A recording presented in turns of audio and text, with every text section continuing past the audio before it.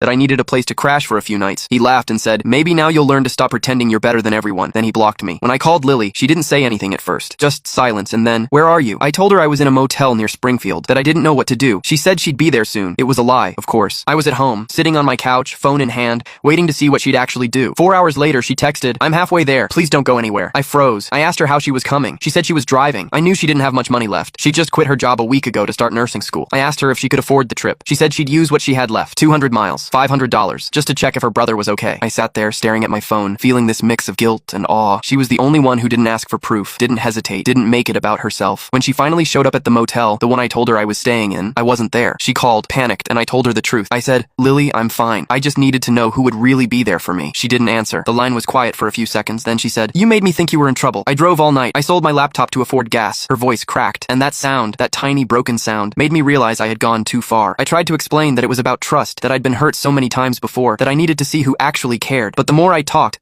the more I knew it didn't matter. I'd betrayed the only person who didn't deserve it. She said, you wanted to know who cared? Now you know. Then she hung up. That night, I sat in my car outside her apartment. Her lights were off. I didn't go in. I just stayed there until sunrise, holding the lottery ticket in my hand and realizing that for the first time in my life, I couldn't buy my way out of what I'd done. And what I decided to do next changed everything. The next morning, I drove to Lily's apartment before she could leave for class. I expected her to slam the door in my face, and honestly, I would have deserved it. But she opened it, stood there with swollen eyes and messy hair, and didn't say a